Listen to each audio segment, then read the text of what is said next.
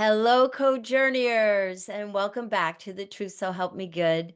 I am your host, Barbara Landry, and together we continue to explore some of the bigger questions about this journey we call life. Today, my special guest is Judge Anthony Mohr. He served for 26 years as a judge on the Superior Court of California in Los Angeles County. He is an accomplished author and has written a memoir entitled Every Other Weekend, Coming of Age with Two Different Dads, where he describes living in the shadow of two larger than life men, his father and his stepfather, in an age where divorce and blended families weren't the norm. Welcome, Judge Mohr. It's a Thank you for pleasure. having me on. It's good to be here, Barbara. It's so good to have you here. Um, so first question for you, what inspired you to write this memoir? Good question. Um, my parents had a very good friend who was a literary agent, and somewhere around 1970, he encouraged me to write a book. And I was at the time in law school, so I was too involved with that to write a book. Then I became an attorney, and once again, he and his wife, who was also an agent with him, said, "You've got an interesting life. Write a book." I was too busy practicing law. Then I became a judge in 1994. And they said, "You have this very interesting life. You've got two different, you have a father who is one type of personality, a stepfather who's another. You really have an interesting background. You came of age in LA when LA was, kind of going through the end of its golden age of Hollywood. Write the book." I was too busy being a judge. Then, but I would still write, and I'd write little essays or stories or whatever. And sometimes they would get published in little literary magazines. And one summer, I went to a writing conference. At the time, it was called the Squaw Valley Workshop. Now it's called the Community of Writers. And excuse me, one of the instructors there urged me to write a book. He said, you've got the story, you've got the arc, you should do it." And then COVID came along. So I kind of looked at all the little essays I had published. And I said, if I put these together and fill in some blanks, maybe there will be a book here. So I played around with it and worked on it, and presto, the book was born. Wow. So timing really is everything. Yeah, yeah. As a family law attorney for 28 years and, working with judges, I'm really intrigued by the idea or have a question about um, being a judge and leading what I imagine to be a very private life. Were you concerned about writing a memoir and revealing your personal story? Um, yes, but once I was concerned, but it still pulled at me. Something was telling me, do it, write it, put it out there. Don't be that concerned. Yeah. It's not like people are suddenly going to come after you or kidnap you or do anything like that. I had technically retired, although I still sit part time. I technically had retired from the court, and so I figured, if not now, when? I love that because I think that's really inspiring to people to give themselves permission to tell the story because the telling of our stories really frees us in so many ways. And to feel confined by a role like being a judge or a lawyer or whatever a person's role is sort of defeats the whole purpose of wanting to write a memoir and tell our story to begin with. So I think that's hugely inspiring. Yeah, I had done a lot of writing as a lawyer, mostly journalistic kind of writing, Right, freelance writing. And then I became a judge and just shut down completely. I was really nervous about saying anything in print. right, And it really took a few years before I decided, okay, I'm going to tiptoe back into this. And the way to tiptoe back into it is creative writing, not journalism. right. And then from there, it kind of moved into memoir. I wrote a couple of fictional pieces as well. Uh, but that's how it happened. Yeah. Well, I really appreciate you doing it. It's a bold move. So you've chosen or you chose to focus primarily in your memoir on your relationships with your father and your stepfather. What right? what contributed to your decision to make that the focus? Well, when everybody was saying, oh, you've had this interesting life, I figured, okay, well, what's the through line of this? I don't want to write an autobiography. I want to write Right. something that, kind of is a through line, something that connects. And it was natural. It arose organically to say, okay, write about your own father, who was a well-known actor, Mhm. um, kind of you lovely guy, a little bit immature, friendly, always loved life, lived at large, uh, loved his women, married or not. And my stepfather, who was a conservative guy, very, nose to the grindstone, worked all the time, didn't think children should have that much fun. Um, really a polar opposite to my own dad. And I figured that's the story, you know, Oh, living with the two of them, one weekend with one group, one weekend with the other group. yeah. And I do wanna say, having read the book, that I really admire and appreciate the way that you, described both of these men, very different from one another, and with so much compassion and truthfulness. There was this beautiful balance of really telling it like it is. Some of the things that you describe about conversations with your father are uh, done with tremendous compassion, and even your stepfather. That I see, the judge in you was probably being birthed throughout this experience, and it's no surprise that that's what you ended up doing. Well, I had no intention of being a judge back then. No. It never crossed my mind. Even in law school, it didn't cross my mind. Even in most of my years of practicing law, it didn't cross my mind. It Right. didn't really happen until a couple of my friends suggested it. And then I got a phone call from someone who had a law partner who knew the governor. And they said, have you ever thought about this? You'd be good. And that's what triggered the process. Mm, mm. But it's remarkable the way that there's a lack of judging in your writing as it relates to these two men and other people in your book as well. And I think that says a lot about you, and and your temperament, and how the experiences shaped you, maybe Well, too. it also says something about writing memoir. Mm. Obviously, I read a number of memoirs before really getting involved with my own. Yes. And, if you want to write a revenge piece, it's not going to work. Right. Um, if you had a horrible parent, and now, darn it, you're going to get even. You're going to talk Mm. about what a horrible witch your mother was, or what a horrible, jerk your father was, or whatever. People are not going to like it. They're not going to read it. You're going to come off as an angry narrator. And when you think about even the memoirs that of questionable parents, there's always a bit of grace in there. There's always something that rescues them. The author will find something good to say Yes. to try to understand why that person is such a horrible person, or why they're perceived to be so horrible. Tobias Wolff wrote a book called um, uh, This Boy's Life. It's about a father who has really had problems.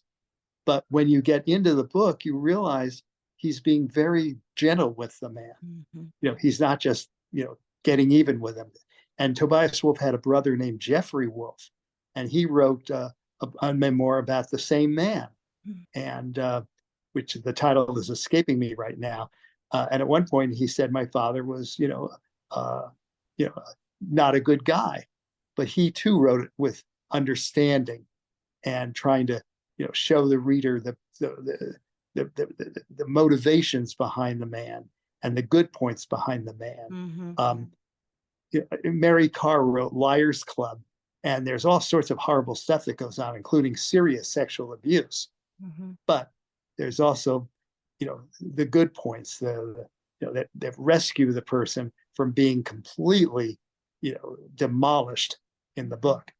Mm. So you can't just come in and be angry and just attack the person. Yeah. Well, it really came through in the book. And in your book, And you by the way, yeah. Jeffrey Wolf's book is called The Duke of Deception. Okay, great. Just came back to Good me. Senior good moment here. job. So you describe many challenges in your book, your parents' divorce, Yeah. your father's declining career going from radio to television, among others. How did these experiences shape you as a person and impact your career as a judge? Well, good question. I'm not sure really I can answer it, but I'll say this. If you're going between two different families, one weekend here, one weekend there, um, as a kid, you're getting prepared for the bench. You really are.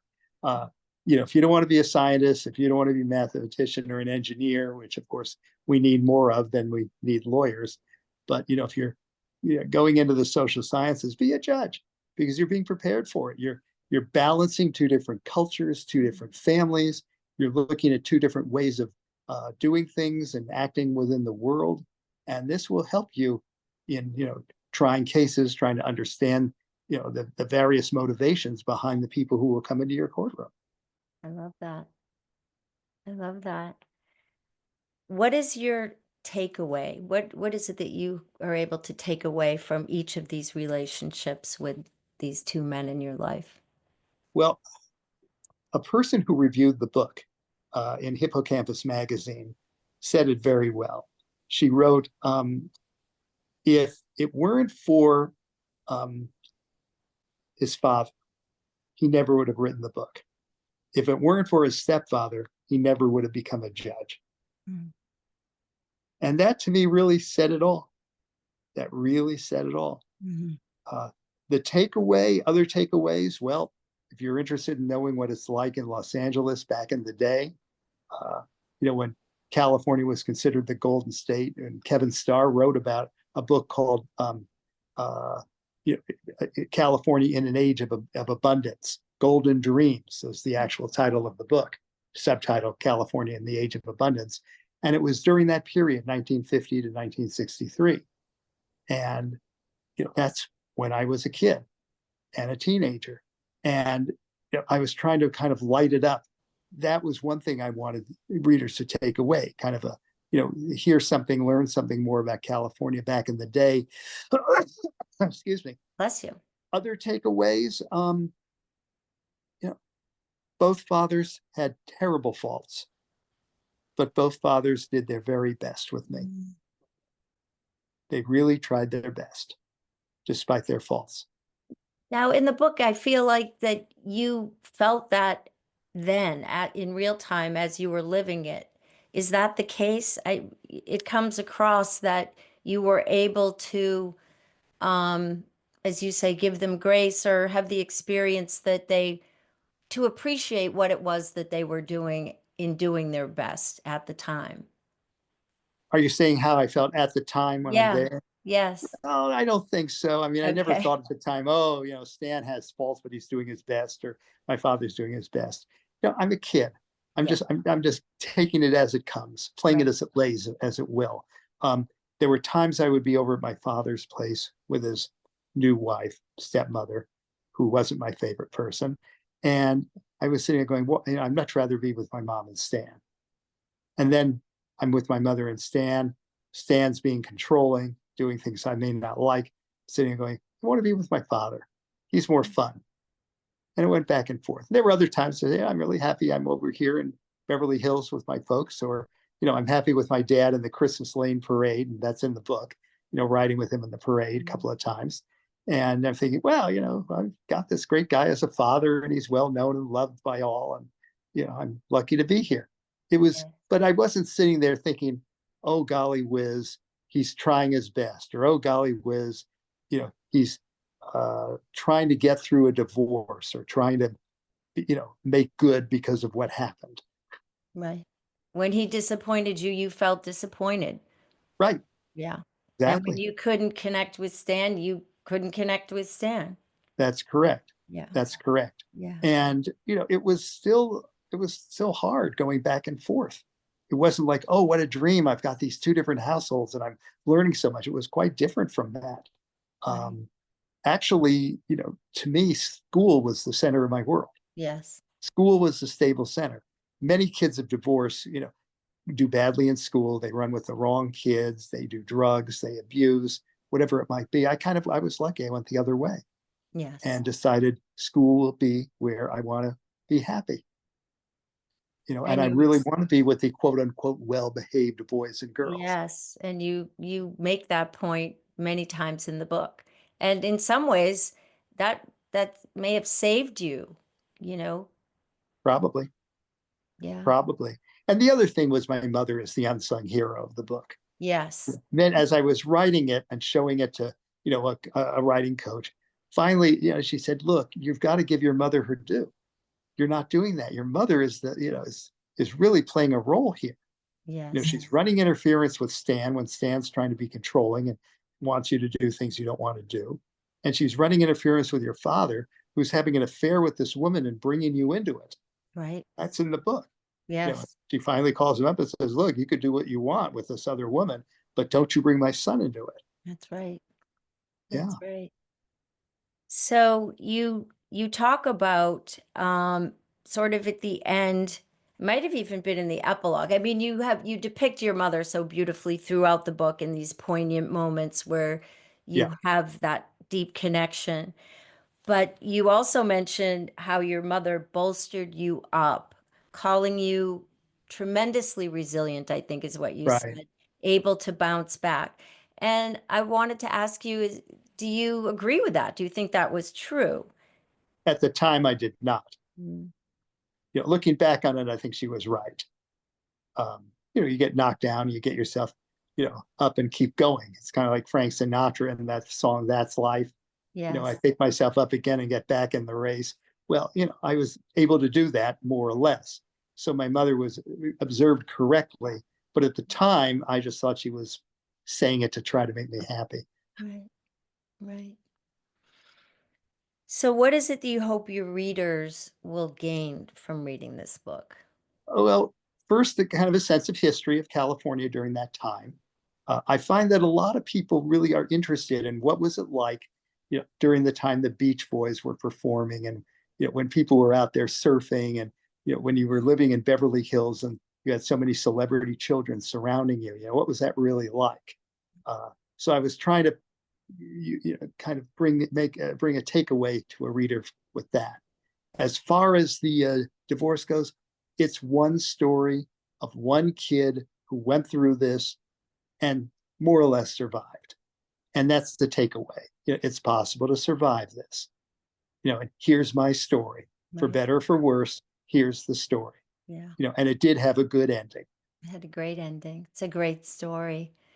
And how do we get your book? Okay. Amazon, naturally, Okay. Yep. uh, easily available there. Barnes and Noble sells it. If you go to a bookstore, they may have it. If they don't, they'll order it for you. Okay. I have a website, www.anthonyjmohr.com. Spell my last name Mohr, and that'll link you into where you can get the book. I think IndieBound, I think, also sells it. Any of these places. Awesome. It's a wonderful book. Thank you so much for being here with us today and giving us more insight into it. And really appreciate your time. Well, thank you for having me. I appreciate you, Barbara. My pleasure. Take care. Take care. Be All right. well.